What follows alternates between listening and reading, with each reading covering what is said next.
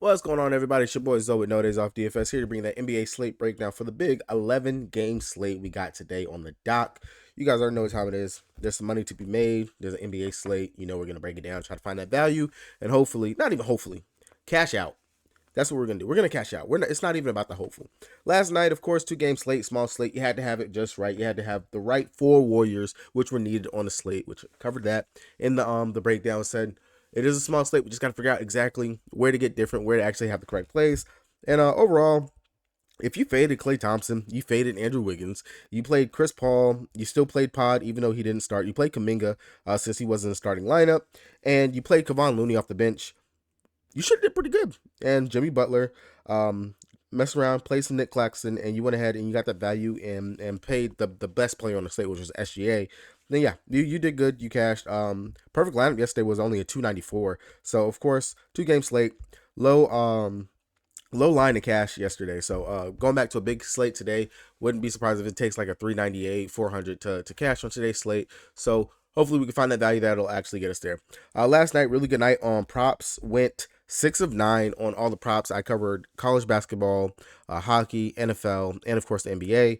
NBA props yesterday, those actually went 3 of 4. Had a hook on Sharp. I went with his rebounds off the bench. He hooked me. He got 5. Needed one more to go over to get that 6. For college basketball, 2 of 3.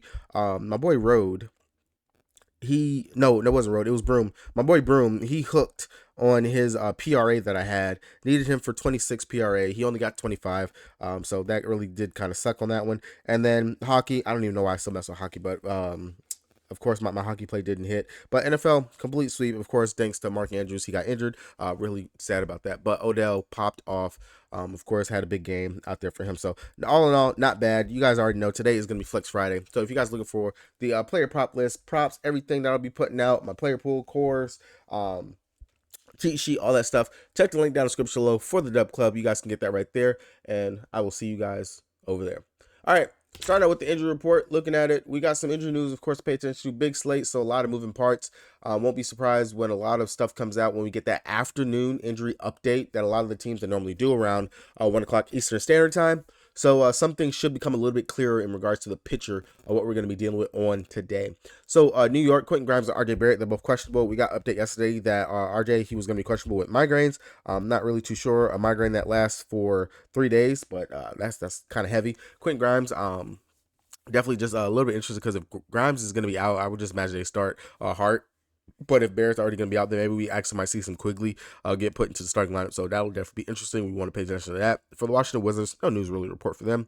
For Milwaukee, we need to know and pay attention to see if Giannis is going to finally be back today for this game or not. Hopefully that calf is good to go, and we'll actually get to see him. And then Beauchamp, I'm not really too worried about him. He's a bench player. Not worried about that. Crowder, he's going to be out. Livingston is out as well. For Charlotte, Brandon Miller and Gordon Hayward, we need to know if they're going to be back and playing. The biggest thing, which is not up here, is the fact that they are actually getting a player back. And what was his name? Miles Bridges. Miles Bridges is actually back from his suspension, and he can possibly play today. So definitely want to keep an eye on that if they are going to actually let Bridges play or not, because that will mess with a little bit of the rotation and usage and all those other things for the Charlotte Hornets. So it'll be interesting to see if the Hornets will let Bridges actually play. I know he has some legal issues and stuff going on with him for not even going to get into discussion of those things, but definitely pay attention to that for if the Hornets will actually let Bridges play today or not. Over here for Philly, Tyrese Maxey, all of them, everyone's good to go. Batum, we've already got word that he's going to be out, and Kelly Oubre, of course, with that rib. So we know Covington's going to be slid right back into the starting lineup again right there. Joel Embiid has been a game time decision for his past couple games, has played, so definitely want to make sure that he's going to be good to go and play again here. For the Atlanta Hawks, no news over there to report for them. Detroit, Bagley, game time decision. They're already without Dern. So if Bagley was to miss or is limited or anything, we could either see Isaiah Stewart slide down and play the center position because he is technically a center, or we could see big minutes for James Wiseman. This could finally be James Wiseman actually playing, which they are going to need the size because they are going up against the Cleveland Cavaliers with that big lineup of Evan Mobley and Jared Allen. Now, of course, on the other side, we got to get word on whether or not if Garland and Donovan Mitchell are going to be good to go and playing today. So I definitely feel like we'll get some clarification in regards to that 1 p.m. Update, that line when that comes out. So definitely pay attention to that. But Detroit, they're kind of short-handed. They got a lot of people on the injury report that, and I definitely feel this is going to be a team that we're going to target and attack on today's slate.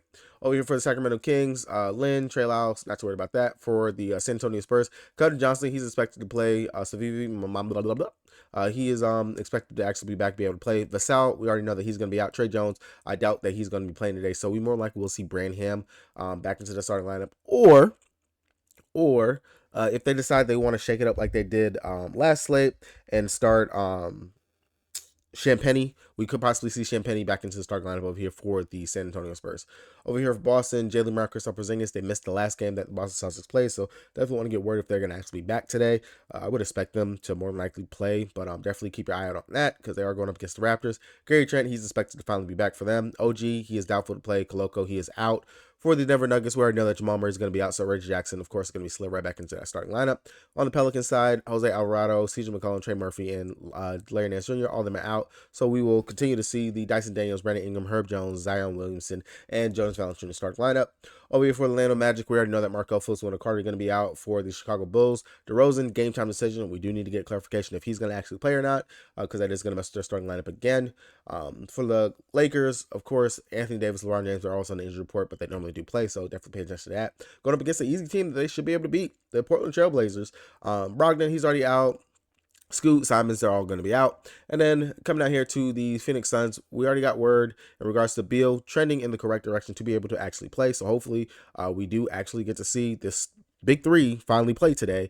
Devin Booker, last time I checked, he was good to go. He should be playing today. And then Drew Eubanks, he should be good to go and also be able to play today. So hopefully we actually get to see a full-strength Phoenix Suns finally for the first time of the season. Over for the Utah Jazz, Walker Kessler is still out. Over here for Houston, Amen Thompson and Victor Oladipo still out for them. And then for Los Angeles Clippers, they're mainly without Mason Plumlee. I want to say that, if I'm not mistaken, Thies was supposed to be clearing waivers to be able to sign and be the backup center for them. So I'm not too sure if that has actually gone through yet, and they might actually have Thies' statement be able to play for the Clippers today. All right, heading over to DraftKings, the site that I play the most on, the site that's been, it's been okay. We haven't had that big takedown for the season, but you know what? It's coming. We're eventually going to get it. We're going to get there.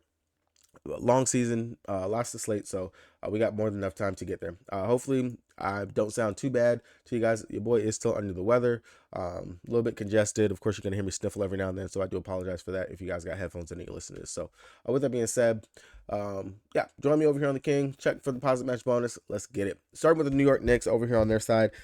If RJ Barrett is gonna be out and if Quentin Grimes is gonna be out, like I said, mainly if Barrett's gonna be out, of course, I think we can definitely go right back to Randall and go right back to Jalen Brunson. We know that both these guys, they're going to have the usage. To me, right now, Randall, he should be up into the 9K range. He's playing very well. The shot is finally falling. He's scoring tremendously. On top of that, he's still getting his rebounds. He's still getting the assist. And then going up against the Washington Wizards, who we have continued to attack them with opposing power forwards, big men, whatever you name it. We did just see Pascal Siakam, high usage big man, drop 67 fantasy points going up against them. So if Pascal Siakam can go out here and have a pretty decent game, especially player of Julius Randle's caliber, I really do like this spot for Julius Randle. And if you don't want to get up there to Randle, you definitely, of course, come down here to Brunson, who we know going to have the ball in his hand, assist, playmaking, all the good jazz, can actually score in double digits, get into the 20s, especially if Barrett is going to be out. If Barrett's back, yeah, that might take a hamper to both of those guys, but I still do have interest in Randle. And maybe a little bit less in Brunson, but I still would have interest in Randle. Of course, Barrett being back, I'll move Hart back to the bench. If he's going to be out, or if Grimes actually misses, then maybe we still do get Hart into that starting lineup. So either way, that wouldn't be bad. If you want to take a GPP flyer on Mitch Robinson, we have seen opposing centers. They've had decent games going up against Washington, so that's not bad coming down here to Mitch Robinson. His minutes, of course, have been up and down throughout the season. He's back-to-back 30-plus minute games. So if you want to take a chance on that, that's definitely okay, but understand he is a very low-usage player if you're going to mess with that. I'm really not going to mess with too much other than that. Over there on the New York side is a pretty big slate. Over here for the Washington side, we finally kind of gotten to see Poole come online a little bit. Kyle Kuzma, he's at least been the most steady out of all of them. Denny Avdija would be the one to me that has actually been pretty steady over the last couple of games. Has definitely looked very good scoring wise, playmaking out there on the defensive side. So Denny, don't mind if you want to take a GP flyer there, but to be very honest with you and quite frank, I don't feel like you have to force anybody from the Washington side. You don't need to run back or anything like that. A player that you might want to take interest in that is pretty cheap value, if you want to mess with that, that will be Danilo Gallinari, sitting at 3,700. His minutes have been pretty steady over the past several games. He is at least seeing 18 plus minutes in his last 4 games, and the fantasy point per minutes while he's out there are very steady. Brings the sparks off the bench. Definitely can rebound as well. And of course, we know his repertoire is for him to go out there and score. So do not mind if you do feel like Gallo off the bench, if you're laying down there and need a sub 4K forward for value for tonight. Definitely do not mind coming down here to Danilo Gallinari as a possible play. Outside of that, not really going to mess with too many players over there for the Washington side. Over here for Milwaukee Bucks taking on the Charlotte Hornets, like we said, really need to know if Giannis is going to be back or not. If Giannis is going to be out, of course, Dame Lillard, prime, probably another smash spot for him to drop another 50 plus fantasy points. I'm not going to expect another 37 outing, but if Dame was actually able to go out here and give us that, I would love that. I would take that all day, every day. 6-7 fantasy points, that was amazing out there at 9K. The assist was there, playmaking, all that was there for him. So hopefully we get that news in regards to if Giannis is going to be in or out. I couldn't imagine that they would sit him. Actually, let me check something real quick. Went ahead and put up the games for tomorrow, Saturday, to see who is actually going to be on a back-to-back. And right now, the Bucks, they actually do play on Saturday again, going up against the Mavericks. So wouldn't be surprised, to be very honest, if they actually do hold Giannis out this game and just bring him back for the Mavericks game, a game where they're gonna more than likely need him going up against Kyrie, Luka, and that backcourt right there, versus going up against the Hornets, a team that they honestly should be able to beat with just Damian Lillard and the supporting cast. So that maybe might give us some clarity. But of course, pay attention to that afternoon 1 o'clock injury report when that comes out in regards to if Giannis is going to be in or not. Now, I'm going to go ahead with the assumption that Giannis is going to be out. That's what I'm going to focus on. And I'll say Bobby Portis at first, I thought that his price was way too much, 6,500. Didn't like the price tag. But to be very honest, good price tag for him now. If we're going to go with the assumption that Giannis is going to be out, we know that he should play close to 25, 30 minutes out there. Opposing forwards going up against the Hornets, they've had their way pretty much all season. So definitely a good spot for Bobby Portis. I know the price tag is a little bit tough to swallow. Definitely one of those mid-tier, probably top mid-tier plays, I'd say, on the books. Now, if Giannis was to miss, I talked about it last time with Giannis being out. Brook Lopez. And what did he go out there and do? Drop 42.5 fantasy points. Yes, that was in part to him getting 7 blocks, but the defensive schemes and the way that Brook plays with Giannis off the court is completely different with Giannis on the court. So if you guys have never paid attention or noticed that, that is very big thing. But games without Giannis, Brook Lopez shines a lot better. So I definitely, if Giannis is going to be out, Brook Lopez will be one of those top center plays that you can go to and get some decent value at the center position. If you're not going to play it for the Joker or Embiid on today's slate, definitely wouldn't mind coming down here to Brook Lopez. Again, this is with the assumption that Giannis is going to be out for today's slate. Chris Middleton, still not going to mess with that, considering that he still isn't playing heavy minutes for us, only still capped around the 20 minutes. So not a really great play right there at all whatsoever. Cameron Payne, Pat Connaughton, you can mess with these guys off the bench if you want to. If they start Jackson again, don't fall for the trap. Went out there, very low usage player, only played 16 minutes, didn't do jack diddly bit squat with his time out there. Now, over here for the Charlotte Hornets, we know Terry Rozier still out, Gordon Hayward questionable, Brandon Miller questionable. We need to know if these guys are going to be in. This is not a bad spot for LaMelo Ball. We have attacked the Milwaukee Bucks all season with opposing shooters who can shoot. And LaMelo, he is a shooter that will shoot and can shoot. So definitely do not mind paying up for Melo if you want to get up here to this price tag. Not bad at the 10-2. Definitely will be I think personally probably be a little bit lower on, especially on such a bigger slate. But we have tons of players where you got the LeBrons, the ADs, and all these other players on the slate. So wouldn't mind that LaMelo will be that highly owned, especially at the guard position. So do not mind to get a little bit different, especially considering that he's a little bit more than what Dame Lillard is on the slate. So Melo definitely in consideration. We did see PJ Washington pop off in that last game without Gordon Hayward and without Brandon Miller. So another one you could possibly go to, but the defensive assignment going up against the Milwaukee Bucks, not too friendly for PJ and his matchup that he's going to actually have right there.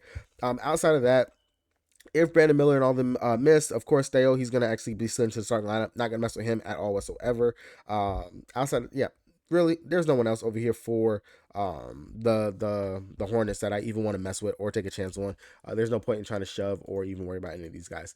Now, going over here to the Boston Celtics, taking on the Toronto Raptors. Looking at it, of course, we need to know if KP and if Jaylen Brown are going to play.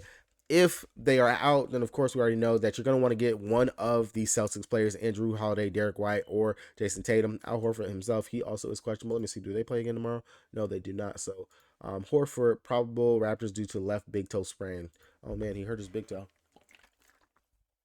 Definitely going to be interesting to see if Al Horford in or out, because he technically is the backup big that they have been playing, especially with KP being out. And he relieves KP in the rotation anyway, but definitely pay attention to if these guys are going to be out again. And of course, like I said, you're going to want to get one of Holiday, one of White, or Tatum. Either of these guys are going to be definitely be essential in regards to what Boston's going to be able to go out there and do. We did see that Drew Holiday, he sees an uptick in regards to his shot, his volume, everything with all these players off the court. So Drew Holiday, really do like his spot right here, but you can come down and get the 1K savings and go to Derek White, who did see have a similar ceiling or floor, if you want to call it, going up against Philly last game. Dropped 41 fantasy points. Both these guys scored about 40 fantasy points in the last game. So either or, don't mind. Tatum going up against Siakam, Scotty Barnes defense, the length, all that is going to be there going up against these guys.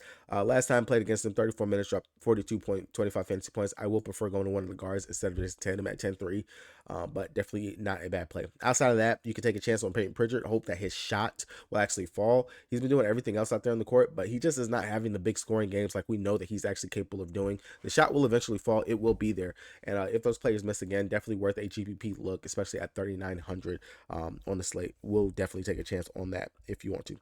Going over to the Toronto Raptors, you guys already know what it's going to be for me. Scotty Barnes, I know he's sitting at 9-3, but the kid, he continuously produces. Sitting there at 9-2, going up against the Milwaukee Bucks last game, dropped 52.75 fantasy points. Playing against Boston, this is the one game that he had the down game going up against them. I don't mind going back to him and hoping that he actually can pop and have a decent game. If OG, Gary Trent, and these guys are out or in, either way, maybe you can still look to Scotty Barnes, Pascal Siakam, or any of these guys. To be quite truthful, none of these guys pop out as great plays, great values for today. If they do decide to start Grady Dick again at 3-8, I don't mind going back to him. He shot 2 of 10, so the shots just were not falling. He is a shooter. He's going to shoot. So if a couple more of these shots actually went in for him, he would have definitely had a much bigger game. It would at least gave, I say, maybe 25 fantasy points out there. So don't mind looking at Grady Dick as a possible value if he is actually going to start again on today's slate. Going over to the 76ers, taking on the Atlanta Hawks. This should be a good game right here, at least for fantasy point production and also just game-wise, all as a whole. Now, Joel Embiid, he's questionable for his hip, sore hip, so on and so forth. But like I said, he's been playing over the last couple games. Definitely will be interested to see if he's going to be in or out.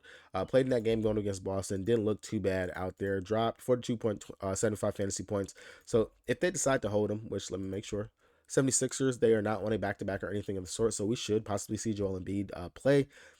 Don't mind him. I don't believe that Clint Capella is going to be able to do anything of the sort to be able to slow him down and stop him. Opposing centers have actually had really great games going up against Atlanta, so Embiid definitely worth a spend-up, pay-up. Of course, it's going to be between Embiid and the Joker. Embiid will normally come in as lower owned over the Joker whenever you look at the ownership percentage. And right now, looking at ownership, Embiid is predicted for about 4% ownership, so definitely do not mind going with Embiid here in this spot. If you guys paid attention, when I talked about it, they were on the back-to-back. First game going up against Indy.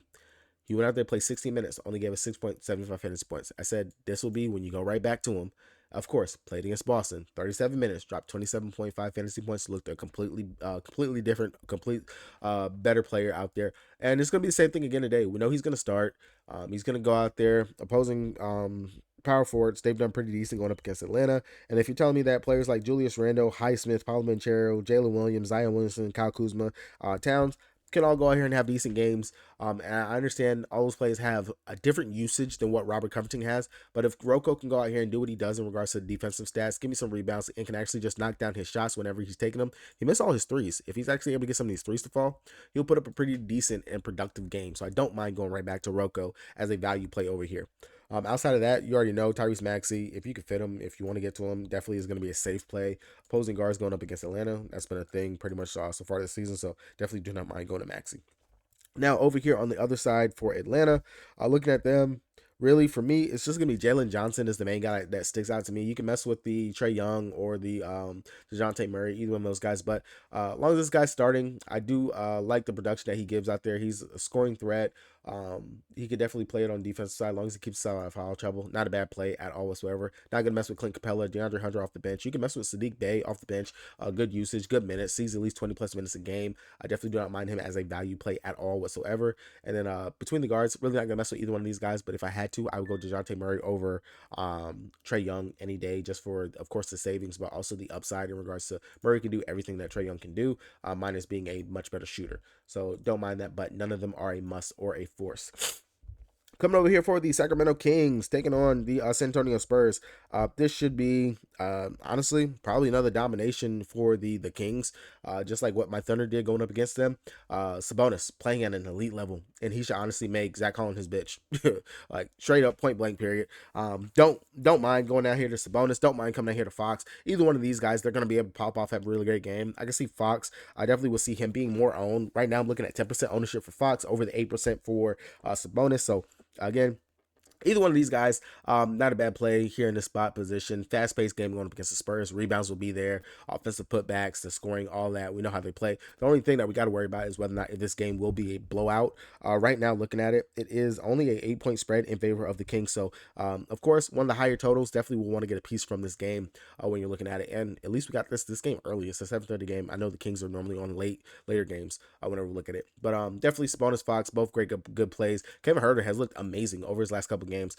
Especially after getting this 33 fantasy point game against Portland, against my Thunder, 51, 28 going against Cleveland, 50 going up against the Lakers. Definitely do not mind going right back to him here in this spot. He grades out as a really great play, as long as he's starting at that 2 guard spot. We have seen opposing shooting guards going up against the Spurs. Josh Giddey, 39 fantasy points. Duncan Robinson, 42. Anthony Edwards, 49. OG Anunoby, 43. So the list can go on and on right there. Kevin Huerter, if you want to come down, you don't want to play a Fox, don't want to play Sabonis, you want to get a piece from this game, Kevin Huerter definitely grades out as a really great play, really great spot, and a good value right here. Now, if you think the game blows out, you can definitely come down here to Malik Monk. Don't mind going down there to that if you want to get to that instead. All right. Looking over here to the Spurs side, like I said, if Trey Jones does miss, Keldon Johnson, he is expected to play. But if they decide they want to start Champetty again, I'm not touching Champetty. To me, he kind of really got there due to the fact of the box and steals. Whenever you take out the 7, so what? That's 14 fantasy points right there. You take away those 14 fantasy points that he would have got from those box and steals. He's kind of, I mean, at 3K still, that would have been enough value. But priced up at 4-1, I think there might be some better plays that we can actually get to and go to right here. And plus, the dude is not a good shooter at all whatsoever. Watching him play and watching him shoot, it was horrible watching those shots go up. If you want to take a chance on Wemby, of course, he's kind of getting bullied out there. Definitely getting thrown around. Don't mind that if you want to mess with that. Definitely a decent play. We know that he's going to at least somewhat see close to 30 minutes, as long as the game stays somewhat competitive. He's rebounding very well out there. He just has to get his scoring going, and we know the upside that he can actually bring on that side. And then if they actually do start Branham at 3,900, don't mind going to Branham right there. I think it's going to be decent value. Hopefully he can get us more closer to the 20 fantasy point production that he did going up against Miami versus that 13-14 spot. Going over to Detroit, taking on the Cleveland Cavaliers. Like I said, Detroit, they're rattled with injuries up and down this roster. I think the biggest thing over here for Detroit is just going to be if Bagley's in or out. The main interest that I'm going to have, of course, is going to be James Wiseman, because he's going to have to play minutes. He's pretty much their only other backup big that they have. Just looking at it, at the center position, it's just Isaiah Stewart and Wiseman. Power forward position, yeah, you got Kevin Knox, you got Roden. I don't even know who the heck this dude is. Amen Thompson, yes, I know he plays more small forward, power forward position, so on and so forth. But just the uptick and everything, the usage, Wiseman's going to have to play. We've seen it in these last couple games, at least 14 minutes, pretty decent fantasy point per minute producer. So I really would want to know if Bagley's going to be out, because Wiseman, he's more likely going to be chalk, a value play, and we've seen it. Opposing centers, they've done decent going up against this Twin Towers lineup against the Cleveland Cavaliers, so I definitely do not mind it. Outside of that, Cade, Amen Thompson, a little bit too much for me in regards to their price production. Cade, very up and down in regards to what you can get from Cade. So if you feel like this is going to be a Cade day, definitely can mess with that. Killing Hayes, don't mind it. But with Jaden Ivey being back, he's definitely going to be splitting his minutes in time. If you want to mess with Jaden Ivey down here, 21 minutes in that last game. 26.75 fantasy points, so definitely do not mind it. As long as the shot's falling and he's able to slash and get to the rim, definitely it's a value play you can go to. But understand they do have Alex Burke back, who they're going to give minutes to and things like that. So definitely, yeah, so. Over here on the Cleveland side, of course, we got to know if Donovan Mitchell, if he's going to be able to play. Right hamstring strain, and Darius Garland, he's neck injury. So if these guys are going to be out, of course, main thing is going to be Karis LeVert. He's going to get a boosting bump. Max Strus, he's going to get a boosting bump. Those will be the main two guys that we're going to look to. Of course, you can look to Evan Mobley. If he can be aggressive, go out there, play with intensity that we know he can, especially what he was playing with in the preseason. Definitely do not mind going down here to Mowgli at all. Looking at it, he honestly has probably the best matchup. Tobias Harris, Giannis Antetokounmpo, Kevin Durant, all these guys, high usage, power forwards going up against them, at least gave us 35 plus fantasy points. So Evan Mobley at 7'6", decent spot for him right there. But we definitely need to know if Donovan and Garland are going to be in or out, because you're definitely going to want to get some caps if those guys are going to miss. All right, going down to the second half of the games, I'm going to try to blow through these real quick if I can. Sorry for if this is taking a little bit too long. Over here for Orlando on their side, we already know, of course, that Foles is going to be out. Anthony Black should go ahead and get the start. Mainly, it's just going to be Jalen Suggs. He's getting slowly priced up, 5'7". Definitely do not mind him here going up against the Bulls. Outside of that, this is a back-to-back. We recently did just see this game. Suggs, if you pay attention, he left a little bit in this game, so he didn't get there necessarily, but I definitely do think the upside is there for him to actually put a better fantasy score. Outside of that, definitely do not mind messing with Franz or Paulo. Either one of these guys, decent spot. Of course, you guys already know my take. I always like Franz over Paulo anyway. The upside is definitely going to be there for Franz. Shot 5 of 6, really bad shooting night for him. Really didn't rebound or do anything like that of the sort, so definitely a bounce back spot for him right here. Paulo in that game dropped 35.25 fantasy points, so you can mess with that there if you want to, but not a must by any means necessary. Over here for the Bull side, if DeRozan is going to be out again, if definitely do not mind getting one of Zach LaVine, Nikola Vucevic. They let us down. Honestly, kind of got going late. The Bulls, it was a slow, abysmal first half for them. They got it clicking in the second half. So either one of these guys, Vooch, of course, he has the revenge narrative, if you want to call it that. Played against his former team multiple times. Definitely do not mind going to Vooch. Outside of that, I'll say Patrick Williams surprised me in that last game. Last two games, actually. 31 and 28 fantasy points. So if you want to mess with Patrick Williams, 4,600, decent value. You could definitely get jiggy right there. Andre Drummond, we already know when he comes in the game, he's a really great fantasy point per minute producer whenever he's out there. If you think that he can get you there in his little 15 minutes that he's going to get, definitely don't mind if I land right there. Torian Craig, he should get the start, but unless they switch back to Patrick Williams, definitely another low usage player. But if DeRozan is out, he's going to be doing a little bit more than what he would be if DeRozan is in. So another one you could also take a chance on right there to get you some value on the slate. Denver going against the Pelicans. Straight up, it's the Joker or nothing, honestly. I will say that Reggie Jackson, he's priced a little bit too low, as if Jamal Murray was going to be back at 5K going up against the Nuggets, has given us some pretty good production while he has been out there scoring-wise, getting us a couple of assists and rebounding. So definitely do like Reggie Jackson as a value play on today's slate. If you don't want to play a Joker, you want to go with Embiid or someone else at that center position, don't mind coming out here, getting me some Reggie Jackson. Aaron Gordon has played tremendous and great since Jamal Murray has been out, at least 30 plus fantasy points in every single game so far. So definitely do not mind him. And if you're looking for a prop play, free prop play, go ahead and play Aaron Gordon's points and rebounds. That has been cash money since Jamal Murray has been out. Go ahead and lock that in going up against the Pelicans, who are surprisingly a very bad rebounding team as well. Outside of that, really, that's just going to be it over here. I'm not going to mess with anyone else off this bench. Kentavious Caldwell-Pope, GPP option if you want to mess with there, as long as the shot's falling. Now, for the New Orleans Pelicans, we know what the starting lineup should be. It should be Dyson Daniels, Herb Jones, Jonas, Zion, B.I. In all honesty, none of these guys stick out as great, tremendous plays for me on the slate at all whatsoever. Not must. Over for the Pelicans, really, there's no one that interests me. Maybe you could take a stab at BI if you want to mess with that. Coming off a really great game, 50.25 fantasy points going up against Dallas in that second game. I could definitely see you going there if you want to mess something. Herb Jones, I wouldn't fall for the trap of the 44 fantasy point game. Really, he doesn't have this type of production ever. Look at it. It was thanks to 5 steals, 2 blocks. So I really got there due to the defensive upside that he had right there.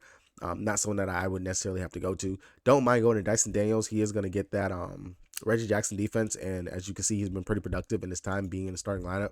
So I don't mind that 5-1 price tag for him if I mess with anything there, but other than that, not a must. For the Phoenix Suns, as long as Bradley Beal plays, I'm not going to mess with anybody. I want to see how this team looks. I will say for sure, Devin Booker, like I said last time, this is pretty much really, to me, his team. He's going to go out there, he's going to produce, he's going to play make, he's going to do everything that he does. Don't mind going to Devin Booker as a GPP option, honestly. If you want to try to come down here to Bradley Beal, who I still don't understand how he's having these back issues, back problems, you can, but understand that's like a really horrible GPP play if you mess with that right there. KD, I'm not going to go there at 9.7. I don't see the need to, especially when I have LeBron James at 9.9 that I can just get to over here in that Portland game. On the Utah Jazz side, Lauri Markkanen, main guy I would go to, and John Collins would be the main two that you can definitely go to, get jiggy with, as long as Walker Kessler is going to be out.